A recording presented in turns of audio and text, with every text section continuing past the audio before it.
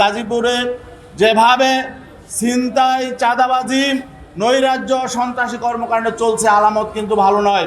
গোটা বাংলাদেশ থেকে সন্ত্রাসীরা গাজীপুরে আসছে। 5ই আগস্টের পরে আমরা নতুন বাংলাদেশ দেখতে চেয়েছিলাম।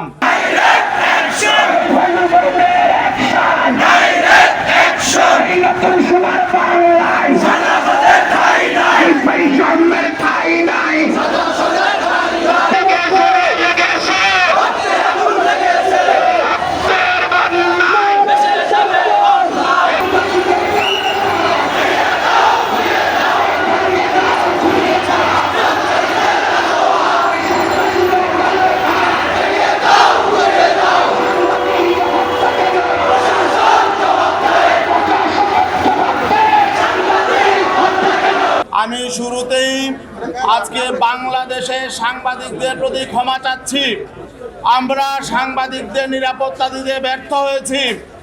আমরা বর্তমান প্রশাসন, বর্তমান রাষ্ট্র ব্যবস্থা এবং অন্তর্বর্তীকালীন সরকার সাংবাদিকদের নিরাপত্তা দিতে ব্যর্থ হয়েছে।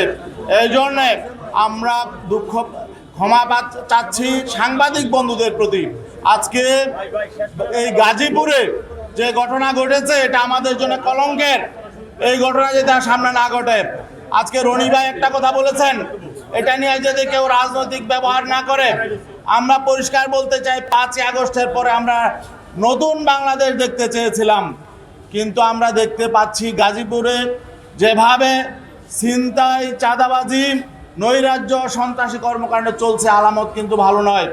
বাংলাদেশের একমাত্র স্মার্ট সিটি বসুন্ধরা এখন আরো নিরাপদ, আধুনিকতায় আরো এক ধাপ এগিয়ে।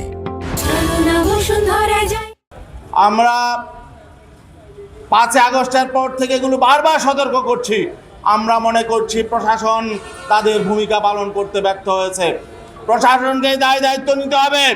গাজীপুরে কারা সন্ত্রাসী, কারাই হত্যাকাণ্ডের সাথে জড়িত, গোয়েন্দা সংস্থা জানে, পুলিশ জানে, প্রশাসন জানে। আজকে 24 ঘন্টা হয়ে গেছে, গোটা বাংলাদেশ থেকে সন্ত্রাসীরা গাজীপুরে আসছে। গাজীপুরকে এখানে অভয়ারণ্য কারা করলো? এই সন্ত্রাসীদের অভয়ারণ্য পরিণত হয়েছে গাজীপুর।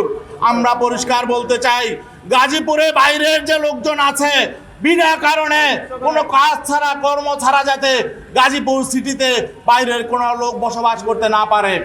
এখানে সকল দলের রাজনীতিবৃন্দ আছেন, আমরা সহযোগিতা করব। অন্য এলাকার অপরাধীরা এসে এখানে অবরোধ করবে আর গাজীপুরের বদনাম হবে, এটা কিন্তু আমরা হতে দেব না। আগামীতে অপরাধী মুক্ত গাজীপুর করতে হবে।